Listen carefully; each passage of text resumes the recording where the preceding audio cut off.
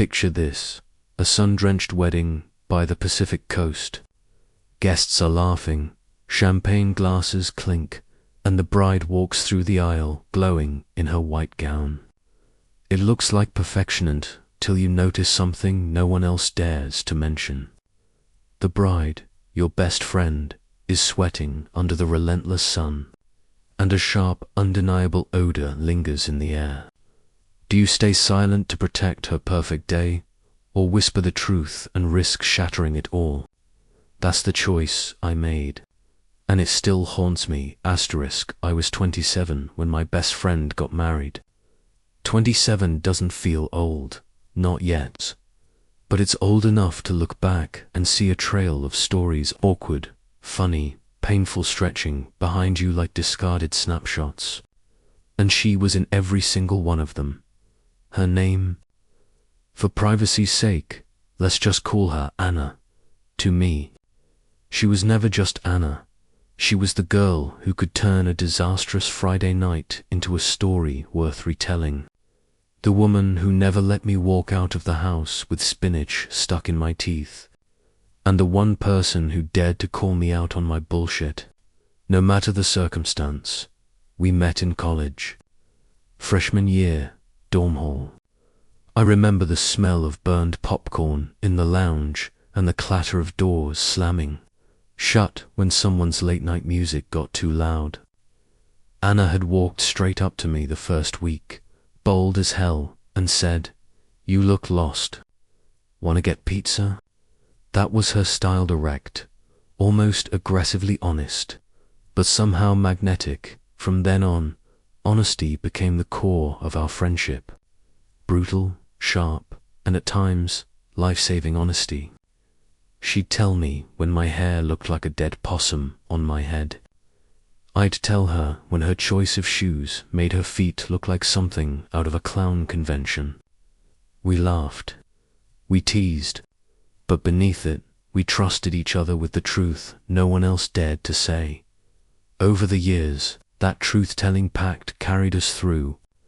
When Anna landed her first serious job interview, I was the one who pointed out the coffee stain on her blouse 5 minutes before she left the apartment.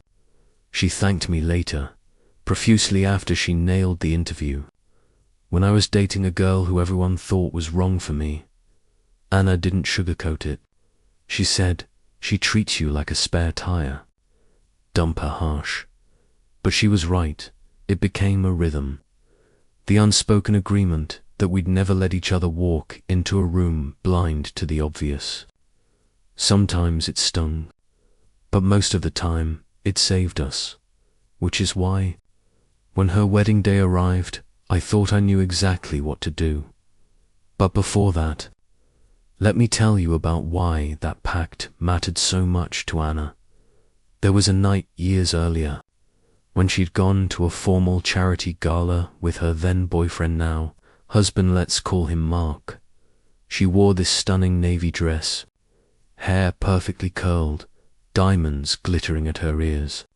But midway through the evening, after dancing under hot lights, she began to sweat, and sweat meant odor.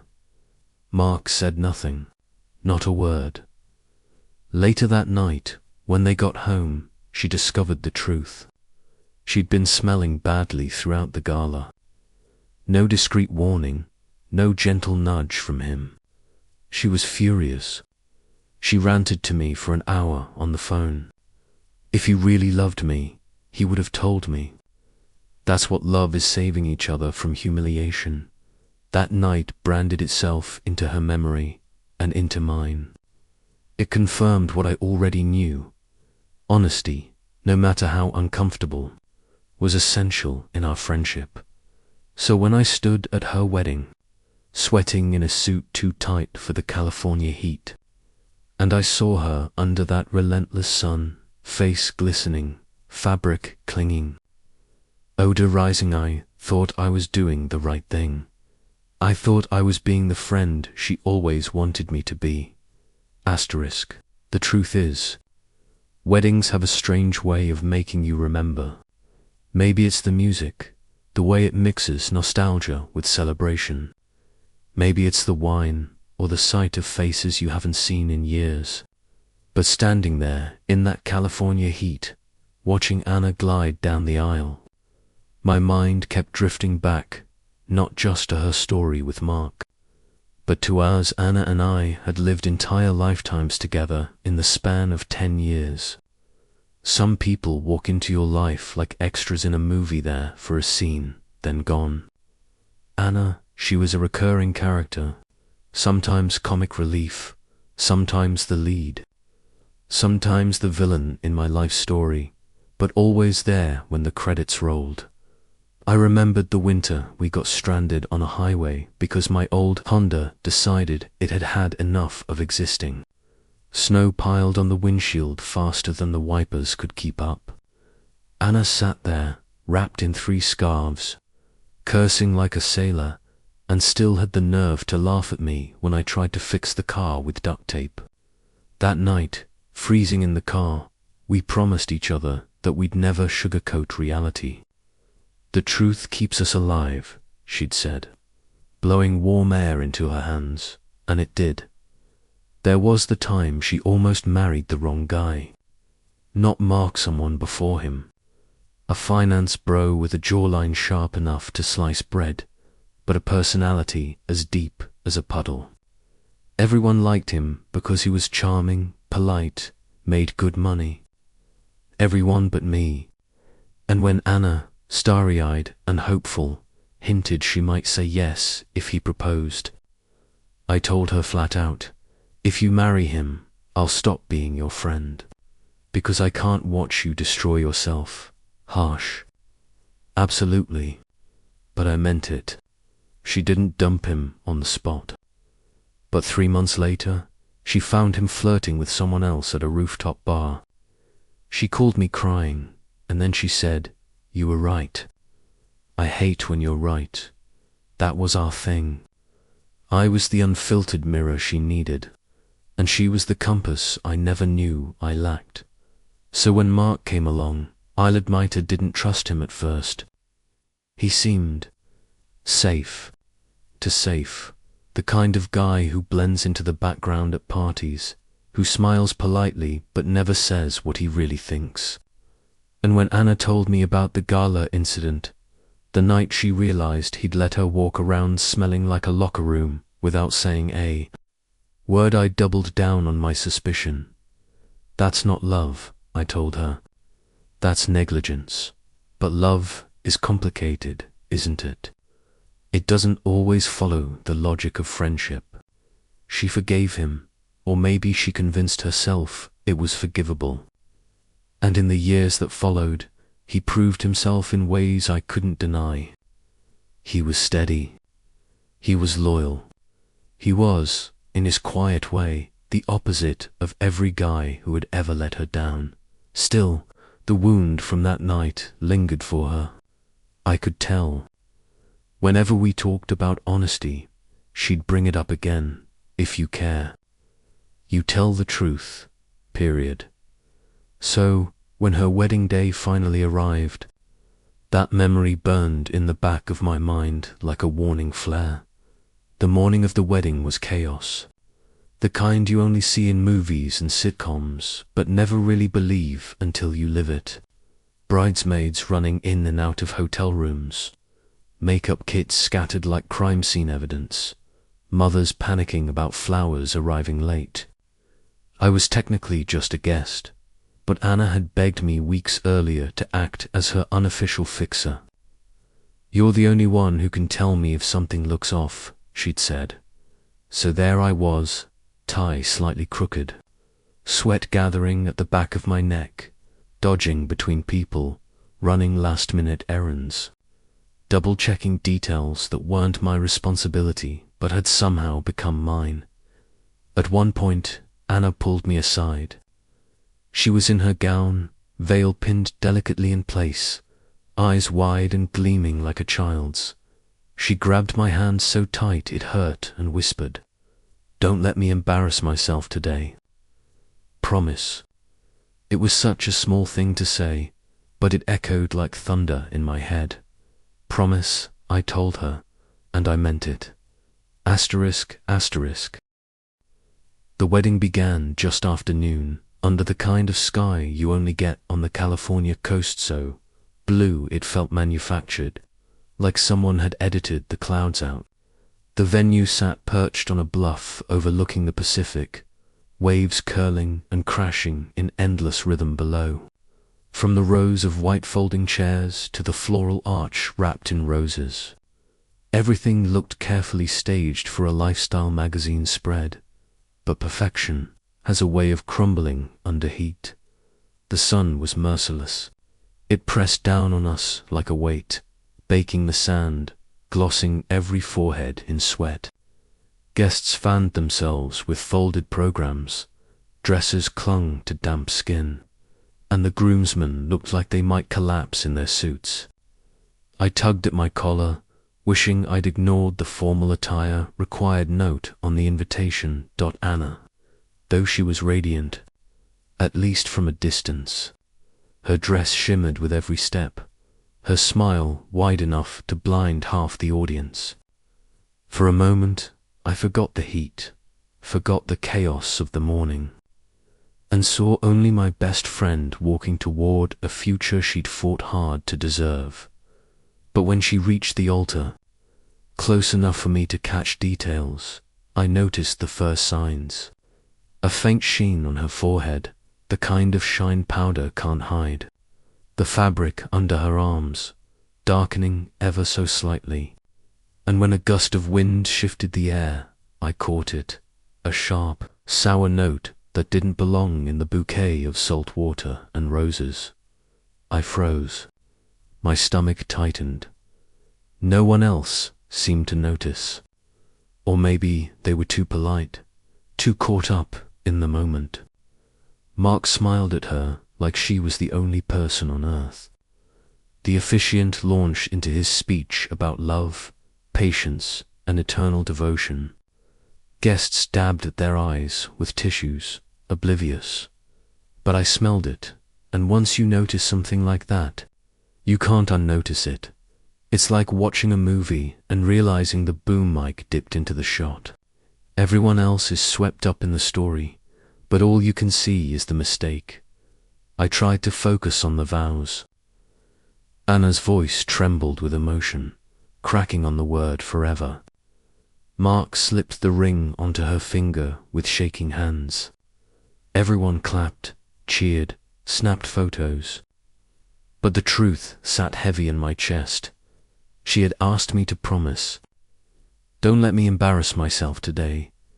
Was this what she meant? I glanced around, desperate for a signal. Did the bridesmaids notice? The maid of honor leaned in close, whispering encouragement, but didn't flinch. The front row, Anna's parents, looked blissful, proud. No one gave any indication that they smelled what I smelled. Maybe it was just me. Maybe the sun, the salt air, the sweat of hundreds of guests had mixed into something only my nose picked up. But then, as the newlyweds turned to walk back down the aisle, passing within arm's reach, the scent hit me again. Stronger this time, undeniable. And I knew this wasn't my imagination. This was happening as applause echoed around us. As cameras flashed, as Anna glowed under the weight of every gaze, I wrestled with the promise I'd made. Do I keep silent? Let her shine and pray no one else notices? Or do I step in, quietly, discreetly, and risk breaking her heart on the happiest day of her life? The reception was set up on the lawn just beyond the bluff. Tables draped in ivory cloth, centerpieces exploding with peonies and eucalyptus, string lights waiting to glow when the sun dipped. The kind of scene designed to be Instagram-proof. Guests poured champagne, clinked glasses, lined up for cocktails. A jazz trio played upbeat renditions of pop songs, the kind of soundtrack that blurred happiness with elegance.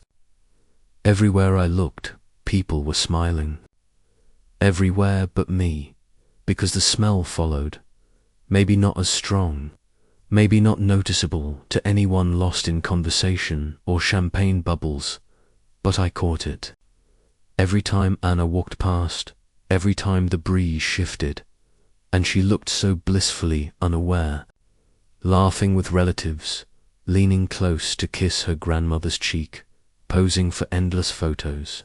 She looked like the cover of a bridal magazine, radiant and untouchable, except she wasn't.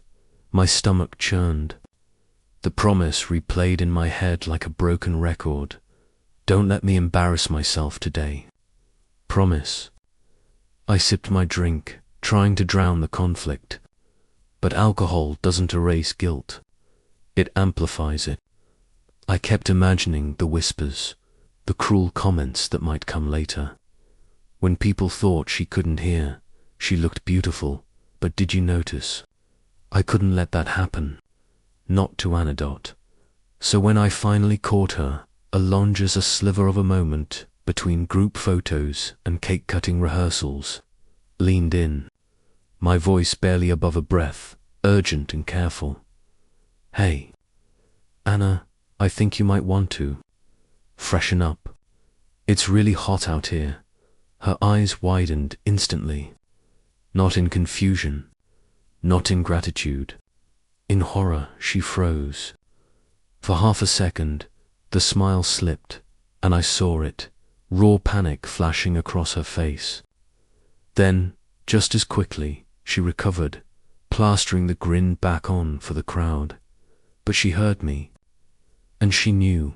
Without a word, she excused herself, slipped away toward the hotel suites.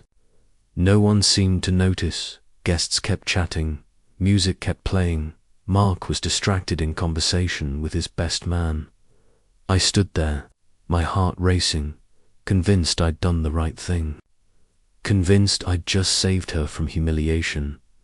Minutes stretched like hours. I imagined her in the room upstairs, reapplying deodorant, dabbing perfume, fixing her makeup. I pictured her returning, flawless, grateful, silently thanking me for stepping in. And when she did come back, hair smoothed, face glowing, gown pristine, and smelling of lavender instead of sweat, I felt triumphant. She slipped back into the reception as though nothing had happened. Mark kissed her cheek. The band launched into a livelier tune. The party surged forward. No one knew. No one suspected. I smiled into my glass, whispering to myself, that's what best friends do. I had no idea, in that moment, that what I thought was a rescue would later be remembered as a betrayal. Friendship is rarely something you notice at the start. It's not an explosion, not a lightning strike. It's more like a thread, unremarkable, woven quietly into your life until, one day, you realize it's holding up more of you than you knew. That's how it was with Anna. We met our freshman year of college, at orientation week. I was sitting cross-legged on the lawn outside the student union, sweating in the August humidity, trying to look approachable but not desperate. She plopped down next to me, her floral sundress pooling round her, and without hesitation said, "You look as nervous as I feel." I laughed. That was it. That was the spark. From there, we stuck together through the chaos of those first days campus tours, awkward icebreakers, late-night pizza runs. She was loud where I was quiet, confident where I was cautious, but she never made me feel small. Instead, she pulled me into her orbit, like she'd decided on the spot. This one's mine. We're going to be friends. And I let myself believe it. The bond grew quickly. By October, we were inseparable. Study sessions turned into midnight talks about childhood fears and dreams for the future. We swapped secrets like currency, built trust like bricks. Anna had this wild, reckless energy. She'd blast music while cooking ramen at 2 in the morning, dance barefoot across the dorm hallway, drag me to parties I never would have attended otherwise. But she also had a fragile side. She cared deeply, sometimes too deeply, about what people thought. And when she was vulnerable, when her voice cracked and her confidence wavered, she turned to me. Always me. Promise me, she'd say, over something silly like a test grade, or something heavier like a fight with her dad. Promise me you won't let me make a fool of myself. And I always promised. That thread between us tightened with every year. We navigated heartbreaks, career crises, bad apartments, and worse roommates. Through all of it, Anna was my anchor, and I thought I was hers. Which is why standing there at her wedding reception years later wasn't just a guest. I was a guardian, someone with history, someone with a role to play. But history isn't always protection. Sometimes it's the weight that drags everything under. College is a crucible. It burns away some friendships, reforges others. For Anna and me, it was both. Sophomore year, we moved off campus together into a shoebox apartment above a liquor store. The place reeked of spilled beer and burnt popcorn, but it was ours. We decorated with thrift store furniture and Christmas lights strung across the ceiling. At night, the hum of the cooler downstairs became our lullaby. We were closer than ever, and yet, it was the year we started testing each other. Anna threw herself into sorority life. I didn't. Suddenly, our weekends diverged, her dressed up for mixers and charity galas, me curled on the couch with Netflix. But she always circled back to me, always brought me leftovers from her events, always whispered gossip I never asked for, always pulled me along, even when I resisted. The first big fracture came at a fraternity formal. She begged me to come, said she couldn't handle it alone. I rented a suit, braced myself. Halfway through the night, Anna spilled red wine across her dress, leaving a dark stain that spread like wildfire. She froze, mortified. Her date shrugged, useless. And then she turned to me, eyes wide, silent plea, fix this. Save me. I acted fast, dragged her to the bathroom, blotted the stain, cracked a joke until she laughed. We returned, stain hidden, her confidence restored. But later that night, she admitted the truth.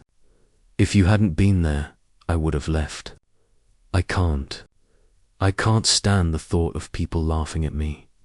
That was the first time she said it outright. Her fear, her Achilles heel, and the first time I realized the weight of being her safety net. After graduation, life tugged us in different directions. I moved to the city for a job I hated. Anna drifted between internships, then finally landed in PR, which suited her perfectly glamorous, fast-paced, image-obsessed. We still saw each other, weekend brunches, late-night phone calls, but our worlds were no longer identical, and cracks widened into canyons. Then came Mark. She met him at a work event. Tall, charming, the kind of guy who looked comfortable in a tuxedo, but also knew how to grill on weekends. She called me the next morning, voice buzzing. I think I met someone. From the start, I was cautious. Not because he was bad, he wasn't, but because he was new, and new meant change. Mark adored her. That was obvious. He showered her with attention, took her to dinners, remembered tiny details about her day. He also had a steadiness I didn't, where I cracked jokes or deflected. He reassured her with calm, patient words. And yet, Anna tested him too. There was one night an industry gala where she came home fuming. He didn't tell me I smelled, she ranted over the phone. I asked him afterward, and he admitted it. He noticed, and he didn't say anything. I was silent. Because in that moment, I understood the difference. I was the one she expected to be brutally honest. Mark was supposed to be the dream. And sometimes, dreams require silence. But she didn't want silence. She wanted truth. On her terms. Always on her terms. The engagement came quickly. 1 year, maybe less. I was the first person she called, before her parents, before anyone. He asked. I said yes. You're going to be my maid of honor. And I was. Through every fitting, every meltdown, every decision about flowers and favors and music. I stood by her, because that's what I'd always done. But 3 weeks before the wedding, during a late-night call, she asked me the question that would become a curse. We were both tipsy, from whiskey, her from champagne. She sighed into the phone. Listen, there's something I need from you. You've always been my person, the one who tells me the truth. Don't stop now. Not on the wedding day. If something's wrong, anything, tell me.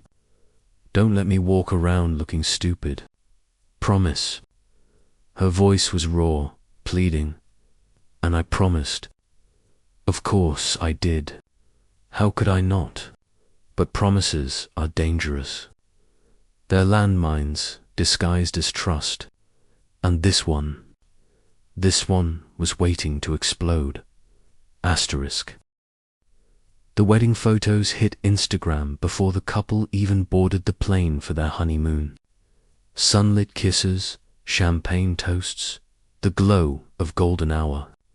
To the outside world, Anna and Mark's day looked flawless. And maybe that's why I convinced myself I'd done the right thing. I saved her from becoming a story whispered at the tables. I saved her from being remembered for the wrong reason. For 2 weeks, she was gone. Italy, Greece, places I'd only seen on postcards.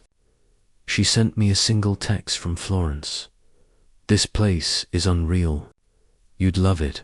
I didn't hear from her again when she finally came back. I expected a call, a brunch, a download of stories and photos. Instead, she invited me over with a clipped, almost formal tone. Come by tonight. We need to talk. Not catch up. Not celebrate. Talk. The moment I stepped into their apartment, I knew something was wrong. Her smile was tight, her posture rigid. Mark hovered in the background, uneasy, before slipping into the bedroom and leaving us alone. Anna didn't waste time. You embarrassed me, she said flatly. I blinked, caught off guard. What, Ino? I was helping you. I was trying to. You humiliated me, she cut in. On my wedding day, the most important day of my life. And all I could think about was whether everyone was smelling me. Her voice cracked, but her eyes blazed. I felt my chest tighten. Anna, you asked me. You made me promise. 3 weeks ago, remember? You told me not to let you look stupid. I didn't mean that, she snapped. Not then. Not there. You chose the one moment I was supposed to feel perfect, and you made me feel disgusting. Her words landed like blows. I tried again, softer. I wasn't trying to ruin anything. I thought I was protecting you. Like always. But the phrase backfired. Her face twisted. Like always. You think that's your job? To protect me? To manage me? You're not my keeper. You're not my parent. You're supposed to be my friend. I opened my mouth, but no words came, because the truth was, I had seen myself as her keeper for years, and maybe I liked it that way. Silence stretched between us, broken only by the hum of the refrigerator. Finally, she folded her arms. You couldn't let me have one day. Just one day where I felt beautiful without someone pointing out my flaws. That's not fair, I whispered. Her eyes glistened. Maybe not. But it's how I feel.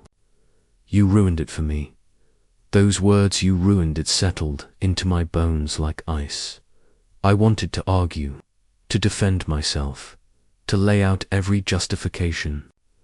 Instead, I just sat there, swallowing the lump in my throat, realizing that no amount of logic could rewrite her memory of that day. To me, I was the hero. To her, I was the villain. And maybe both could be true. We didn't hug goodbye. She didn't walk me to the door. Mark emerged as I slipped out, giving me a small, unreadable nod. Pity, agreement. I couldn't tell. On the drive home, the city lights blurred. My hands gripped the steering wheel too tightly. My jaw clenched until it hurt. I thought about all the years' dorm rooms, red wine stains, whispered secrets. I thought about the promise, the weight of it, how it had finally snapped under its own pressure by the time I pulled into my apartment lot. The realization hit me. This wasn't just a fight. This was a fracture, and fractures, once they split deep enough, don't always heal. Days passed, then weeks, no calls, no texts. I checked her Instagram compulsively, photos of her and Mark at brunch, laughing with her bridesmaids, sipping wine on rooftops. Captions full of love and light. I wasn't tagged in any of them. My name, my presence, had been erased from the digital record of her life, like I'd been cropped out of the wedding album before the final cut. At first I told myself she just needed time, that she'd cool off, remember everything we'd been through, and come back. But as the silence stretched, so did the doubt. What if she didn't? What if the thread we'd built since freshman year had finally snapped? I replayed the scene over and over in my head. My whisper at the wedding, her face falling, the confrontation afterward. Sometimes I defended myself. She asked me. I kept my promise. I was loyal. Other times I condemned myself. Why couldn't I just shut up for one day? Why couldn't I let her feel perfect, even if it wasn't true? The spiral deepened at night. Lying awake, staring at the ceiling, hearing her voice echo, "You ruined it for me." 3 simple words. A lifetime of wait. I wondered if other guests had noticed anything at all. Probably not. Probably I'd been the only one hyper-aware, obsessing over something no one else cared about, which made the truth sting even worse. Maybe the only person who ruined her wedding was me. One evening, I caught a whiff of myself after rushing home from work, sweat, sour and sharp. Reflexively, I raised my arm, sniffed, winced, and for the first time, I understood the humiliation, the vulnerability, the panic of being seen not as radiant or graceful, but as human, sweaty, flawed. I remembered all the times she'd turned to me for rescue, for reassurance, for truth. And I wondered, had I built my identity on being her savior? Did I need her weaknesses to feel strong? The thought cut deeper than her accusations. Because if that was true, then maybe I wasn't just a friend. Maybe I was a crutch. And no one wants to remember their wedding day with a crutch in the background. Weeks turned into months. Still no word from Anna. Our once daily texts dissolved into nothingness. I drafted messages. I never sent, "I'm sorry. Can we talk? Do you still hate me?" Each time I deleted them. Pride, fear. Maybe both. The question haunted me. Was I the villain? Because that's the thing about being human. we rarely get clear answers. We only get versions of the truth, refracted through memory, emotion, ego. To me, I had been faithful. To her, I had been cruel. So which was it? And in the end, does it even matter? Because either way, the friendship was gone. Friendships don't end like relationships. There's no breakup scene, no box of returned belongings, no official goodbye. They just fade. But Anna's absence didn't feel like fading. It felt like haunting.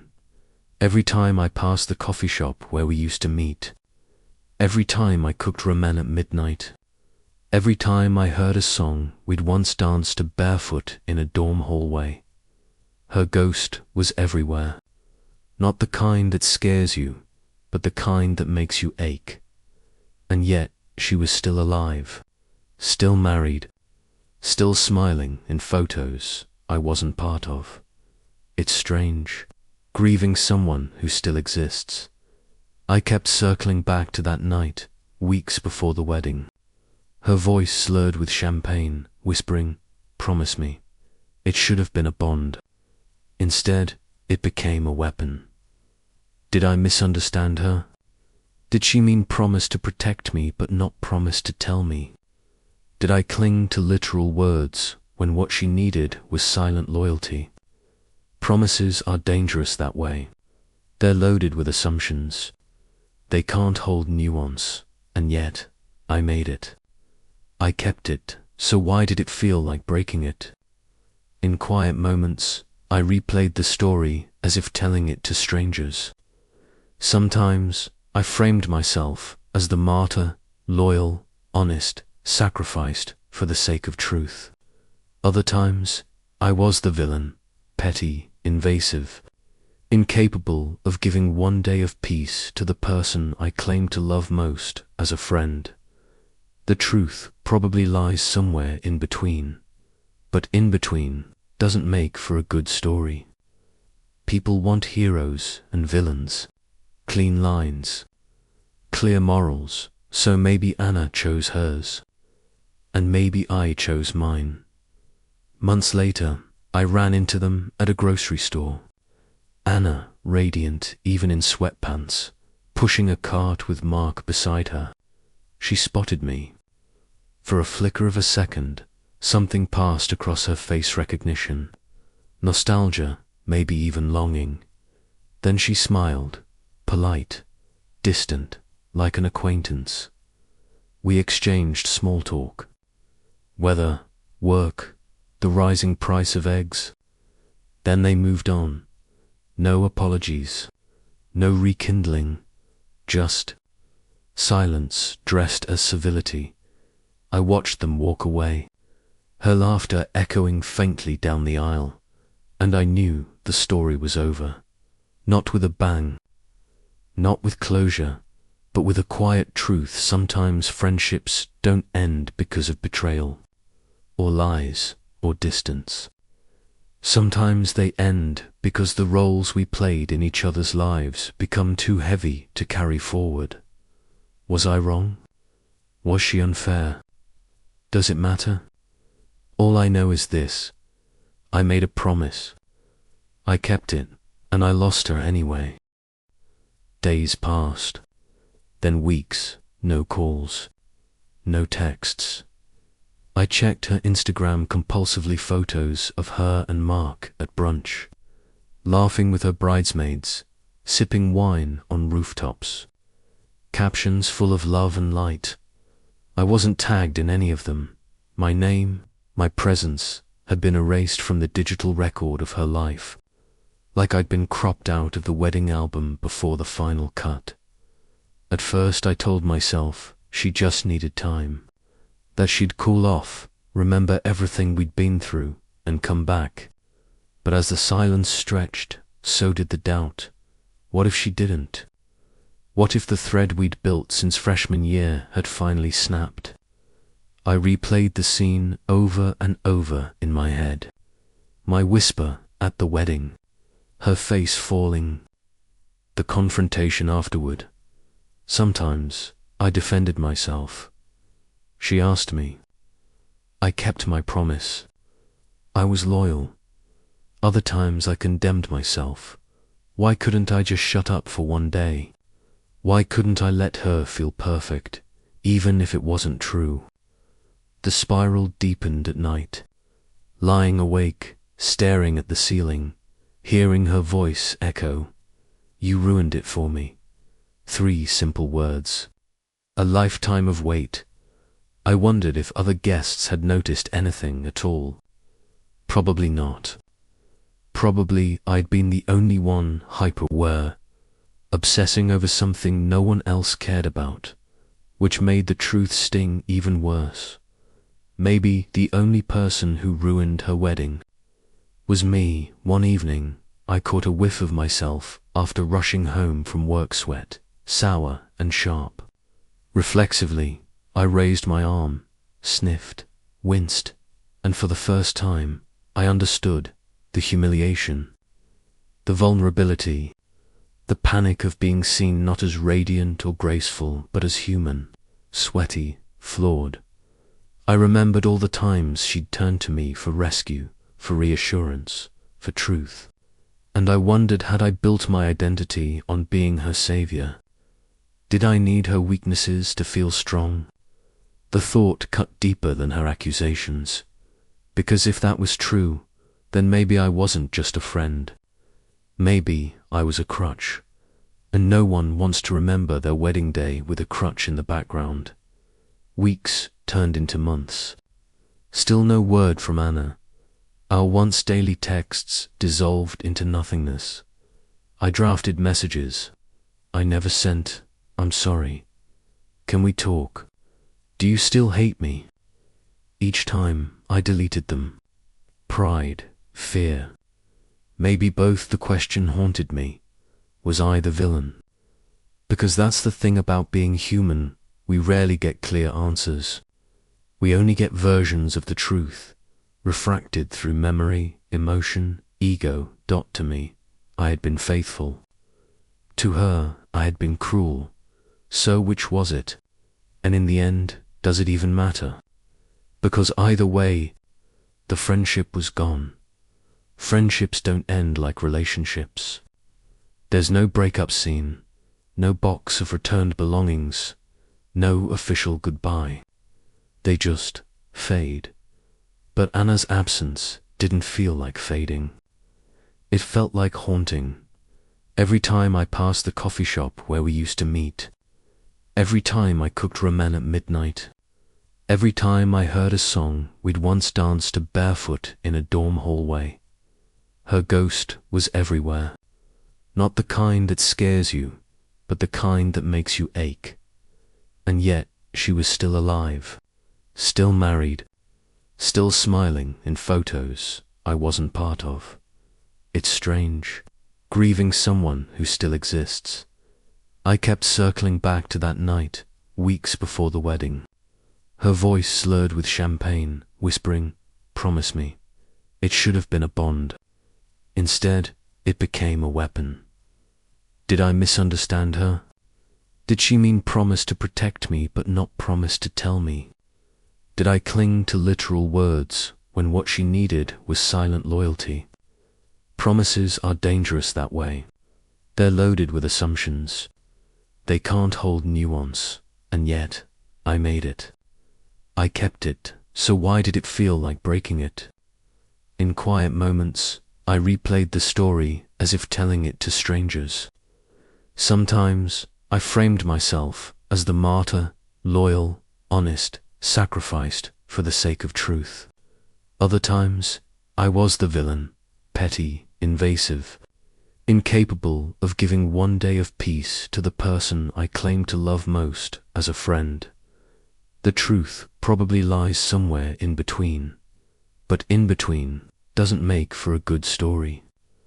People want heroes and villains, clean lines, clear morals, so maybe Anna chose hers, and maybe I chose mine. Months later, I ran into them at a grocery store. Anna, radiant even in sweatpants, pushing a cart with Mark beside her. she spotted me. For a flicker of a second, something passed across her face recognition. Nostalgia, maybe even longing. Then she smiled, polite, distant, like an acquaintance. We exchanged small talk. Weather, work, the rising price of eggs. Then they moved on. No apologies, no rekindling, just silence dressed as civility. I watched them walk away, her laughter echoing faintly down the aisle, and I knew the story was over. Not with a bang, not with closure, but with a quiet truth. Sometimes friendships don't end because of betrayal, or lies, or distance. Sometimes they end because the roles we played in each other's lives become too heavy to carry forward. Was I wrong? Was she unfair? Does it matter? All I know is this: I made a promise. I kept it, and I lost her anyway. Seasons turned. Birthdays passed. Holidays came and went. Her absence became normal. I no longer expected her texts. I no longer checked her Instagram every night. But some mornings, when I poured my coffee, I'd still hear her laugh in my head. Friendship doesn't leave clean scars. It lingers like phantom pain. I've replayed it enough to know the truth. There is no right version of this story. In hers, I'm the villain. In mine, I'm the loyal friend. Both can be true, because what we carry from moments like these isn't facts. It's feelings, and feelings rarely agree. Sometimes I wonder if I ever truly knew Anna, or if I only knew the version of her that needed saving. And sometimes I wonder if she ever truly knew me, or if she only loved the version that played the role of savior. When the roles stopped fitting, so did we. There will be no reunion, no dramatic apology in a cafe, no sudden phone call late at night. Instead, there is only this: a memory of a girl in a floral dress, sitting on a lawn during orientation week, saying, "You look as nervous as I feel." A friendship that once felt eternal, ending in silence, and me still asking a question I may never answer: was I cruel or was I kind? Maybe the answer doesn't matter. Maybe what matters is that sometimes even the deepest friendships aren't meant to last forever, fade to black,